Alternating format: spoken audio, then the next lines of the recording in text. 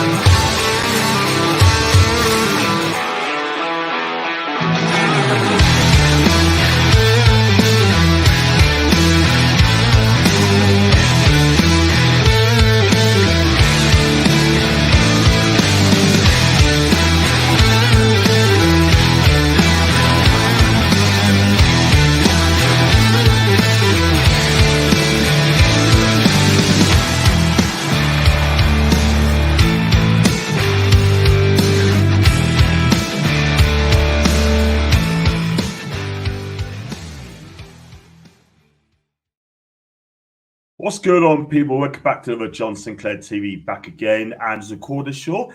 And I've got Chelsea fan with me, Simon. Hi to you, Simon. Hey, John. Hello, everyone. Hope you're all well. I am great. It's not too bad. Just got back from Newcastle. I know good few days, but talked off air. I mean, I can't really see it, but you know what I mean. But it'll be sorted out very, very soon. So, guys, if you like the video, like what you watch, make sure you like, subscribe. Also, Super Chat is open. If you'd like to become a member, it's just 99p as well. And also, my channel is our partner by Toffs, made of Great Britain. And if you buy 3 quality shirts, well, retro shirts as well, then that one there, and the 1927 one as well, title winning shirt, and the 1995 Newcastle banner retro shirt as well. If you'd like to order, check out our new partners, Toffs. Get your retro shirts, www.toffs.com, 15% off your order when you place an order to buy a shirt or any other contents as well. And also, I've got a new one as well called Magpie Store. It's an online company, so if you want to order your shirts, it's 10% discount off your order as well. You can have your names on the front of your shirts as well, your hoodies, t-shirts, sweatshirts, you name it. You can have your names on the front of shirts as well. Sandro Tonali is very, very popular sales as well. We are going to talk about Lewis Hall. And who is Lewis Hall for the people who don't know? Breaking news that fees been agreed. £28 million. I think it's a loan first, then it's 28 million quid. Simon, can you tell the viewers what is he all about, please? Well, a fantastic young player, a fantastic left foot. In a nutshell, he made 9 appearances in the Premier League last season, had a hugely positive effect with the fan base, like most of the Cobham boys do. 2 things that stick out, particularly as he got a few more games under his belt. The game up at Old Trafford, I distinctly remember watching him a lot. His movement, he's a very clever lad, but in tight spaces, he's got incredibly good close ball control. He can get through a high press, a hard press very easily. That's quite an important attribute to have in today's Premier League. The other thing is he has a phenomenal delivery in true last season style. I remember, I think Mudryk missed a chance that he put on a plate for him. It was a beautiful ball. He's got a great delivery. I guess the question is what is his best position? But a lot of people are unhappy that he's moving on, if that is the case. But obviously with financial fair play, it does make complete sense. But he's a hell of a player and a hell of a prospect. Yeah, 18 years old, 5'9", played 12 games in all. And yeah, Pep Guardiola rates him very, very highly. He says good things about him as well. He had a good game at the Etihad. And Newcastle fans are going to be so delighted. I mean, everyone anyhow playing from the start, or is he going to keep Dan Burn, or will Lewis Hall come in straight away? From me personally, maybe a couple more games just to ease in. I think it's going to ease the guy in. And I'm super excited for Lewis Hall to come as well. 18 years old, super excited, worth the money.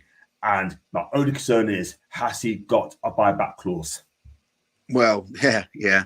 That's what the talk of the town is on a few WhatsApp groups I'm talking to. Who knows? I think we are where we are from a Chelsea perspective as a club.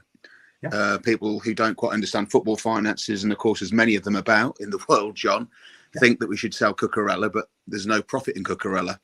As a Cobham graduate, whatever we're selling for is pure profit straight from a balance sheet point of view. And I will say as well that it's the first bit of transfer business that's happened at Chelsea where I think an accounting perspective has trumped a footballing perspective.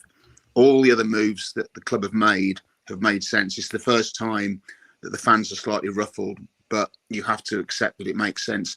One thing I would say, John, is I'm not sure that left back is his best position. I think he's better in a left midfield position, but then I don't know how that fits into your team. Yeah, that'd be very interesting. I mean, you've got Anthony Gordon, Harvey Barnes plays on the left side.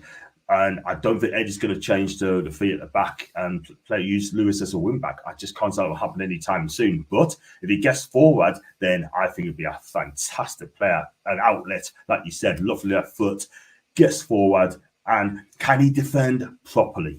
That's all Newcastle. Yeah. I agree. So many of the goals that Chelsea conceded were comical goals last season. We weren't really put under sustained pressure. We may as well just hoof the ball into our own net, to be honest, John. So I haven't seen him play a game where he's been put under sustained pressure at a high level. And of course, you've got Champions League football as well. So your squad's going to be very much tested here. So it makes sense from a Newcastle point of view to add somebody who's already had a little bit of experience at the top level. It's just where is his best position for me. But I think if he's coached in the right way, as no doubt he will be, then there's no doubt that he can't be a top player. Yeah, totally agree. We're going to go into some stats, Lewis's stats as well, and I'm going to share the screen. And it looks very impressive. Well, 6.91, I think it is, his average rating last season. And if you scroll it down a bit as well, as you look at this record, detail, not worry about it too much. 658 minutes of football as well. And if I go down a bit, goals expected, I mean, not going to bother about that. But if you're looking at shots taken, 72% of shots taken per 90 minutes, 1.23. Shots on target, 78%. Off target, 66. Hit the woodwork, not bothered about that. Shot conversion rate, 39, that's in the red. And shot accuracy, 81%. So you look at the shots total, that looks quite good. I mean, especially the shots taken. Yeah, I think that's my point. I think he's very much an offensive player. Now, if you're playing him in a left back in a back four, you aren't going to get the best of what I can see that his attributes are. You're not playing a three, you're not going to get him as a wing back. So it's a bit of a conundrum, really. He's a very, very aggressive, forward-thinking player. It's a sort of player, if you go, it's interesting you put that 95-96 Newcastle shirt in. If you'd have had Lewis Hall playing in that team, he'd have been a star. Football's changed a lot, hasn't it? But yeah, but do you know what I mean? He's a very, very Kevin Keegan-esque of the time type player. Very, very offensively minded. But at times, the question mark is, how does he stack up under pressure? If he does play in a Champions League game and you're playing a top team, then they may target him, for example. But all in all, at 18 years old, he doesn't look 18 years old. Doesn't look 18 years old at all. He looks to have 3 or 4 years experience on top of that. He's a very, very calm and confident young man, and not arrogant, though. Absolutely. I know a lot of people saying that he loves the nightlife as well, and I take no notice of that in a minute in time. But if that is true, then I'm sure Eddie will make sure to keep him away from Quayside and here market as well. So to be a top qualifier, go. I'm not sure. One thing I would say, and I think it's the same for most academies, John, is that certainly behalf of Chelsea, have had so many great young pros come out of the club in the last 7 or 8 years. None of them you'll see on the back pages. I think the club puts a lot of effort into making sure that they're from a stable background, they get a good education, and they try to teach them professionalism off the pitch as much as on the pitch. And I know that for a fact. So I think you're getting a young kid who's got his head screwed on. Totally agree. And I've got every faith in Dan Ashworth, Eddie Howe to make sure that Lewis is looked after properly as well. Let's go on to assist passing and chance created stats. And if you look at the assist, 41%, that'll be worked on, I'm sure. Expected assists, 60%. Passes is good. Successful passes, it's good. Pass completion rate. Key passes, 95%. Crosses, 92%. We talked about that, didn't we? Yeah. Successful crosses is 88%. Cross completion rate, 88%. Do you know what it is there, Simon? That looks really, really good as well. And look at the successful passes, 39% or 40% nearly. And yeah, those stats stacks up. It looks a very good record there. Yeah, I haven't looked at the stats, John. I'm not as clever as you, mate.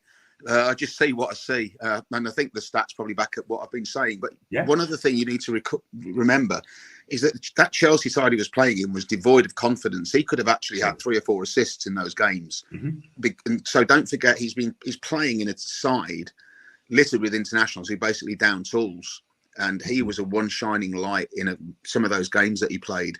So you put him in a team that's got confidence in there. All of a sudden those numbers look even better. I agree. I'm going to have to agree there because he's one of the better players as well, like you said. If you just give marks out of 10 for that particular season, how many marks out of 10 would you give him, Simon? I'd give him an 8. Seriously, give him an 8 because he's come into a side that's just an utter shambles, and yet he looked one of the more senior players. He kept his head. The numbers that you just quoted there, John, indicate somebody playing in a team that's like doing okay. You know, this is a side that was just falling apart regularly. And his first game, ironically, was against Newcastle away. That was his first game. That 1-0 defeat in November for the World Cup. So I'd give him an 8. Maybe as much as what he could have done, but mainly looking at the circumstances under which he was playing. Yeah, I'm going to have to agree because I watched him as well. I think he was the best player for the pitch at Chelsea. The rest of them were just complete shambles. You know what I mean? Newcastle were fantastic that year. I can't lie. And his dribbling skills as well is absolutely superb as well, as you can see on those stats as well. Very, very, very impressive as well. Yeah. And I just want to go on to what Graham Potter said about Lewis Hall last season. He said, for a left back, he played at the Etihad and he was quoted brilliant from a young player willing to attack. He took responsibility on the ball, took it in tight, like you said, tight situations, drove the ball where he could, and really impressive performance. And he also added, he's been training with us. He hasn't been out of place when he trained with us, and he got a nice future. He's a young player. We need to look after him. That's what he said before he eventually got sacked. I mean, I didn't read that from Graham Potter because all I heard from Graham Potter is the lads gave everything or whatever he did, and then give him 2 days off after getting beat every game. But he's very much just echoing, I think, what I said. Tight spaces, great ball control, great attitude. Has got all the attributes of being a very, very good player.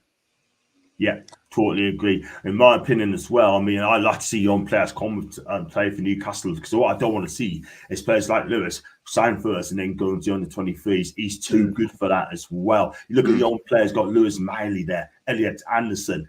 Lewis will fit in straight away. But one thing I'm going to say, I've got every confidence with the management here. Yeah, this guy, for me, I think he'll slot in at Newcastle and I think he'll fit in straight away.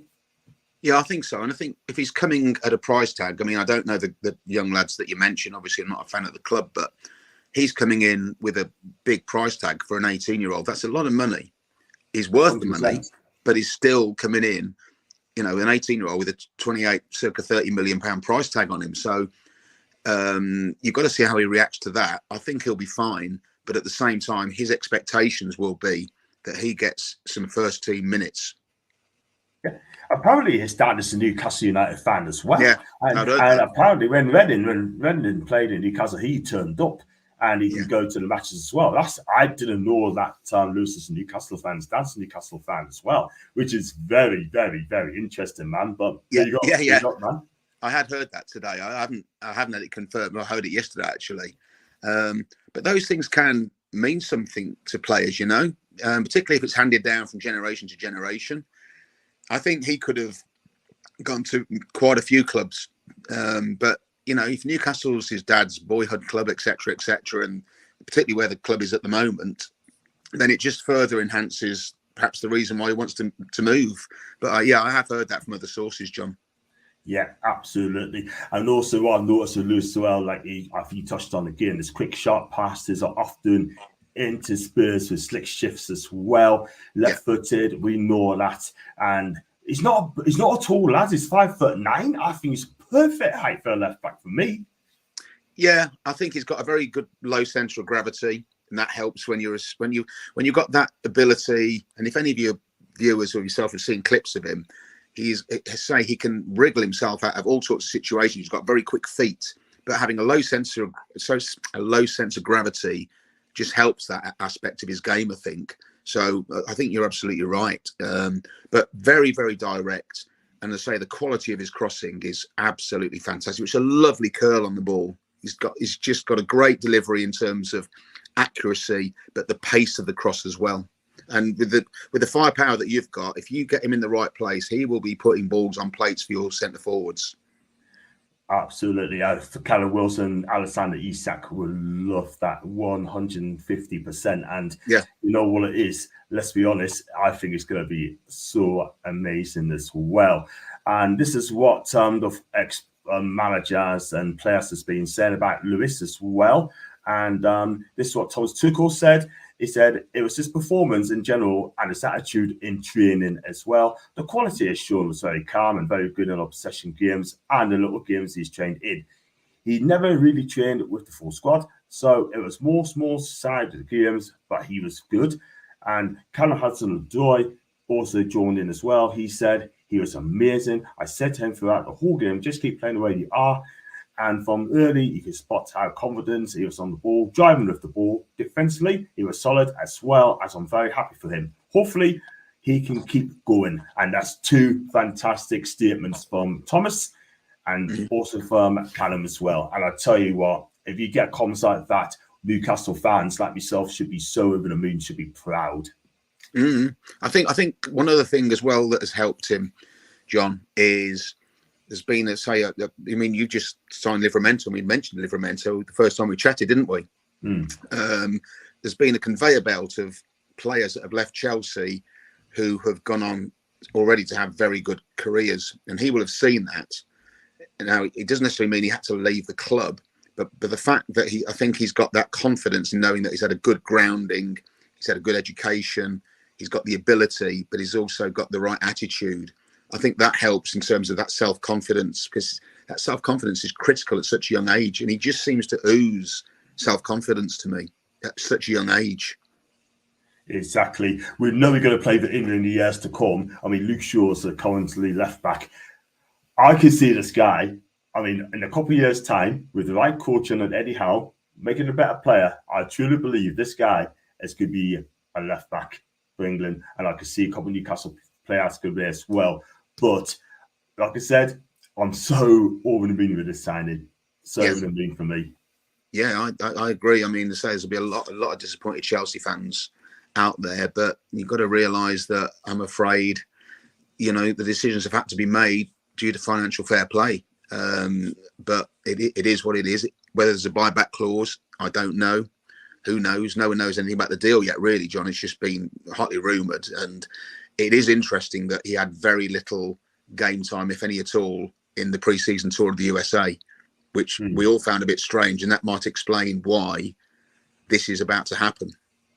Yeah, it's sad, man. I think, in my opinion as well, if I was a Chelsea fan, I say it's a calculated gamble by the club. You know what I mean? Because he turns out to be a really good player, and we finish with you again, like we did last season. Then there'll be questions about. I don't think they're going to have a go at Pochettino for this. No. But at the end of the day, right? They probably thinking, in my opinion, I think Lewis Hall's better than Cucurella in my book. You know what I mean? I can't lie. Yeah. Look, he's okay going forward. For me, cannot defend. Yeah. I think Lewis Hall can do a lot. Yeah, I think my dog would agree with you, John, on that. But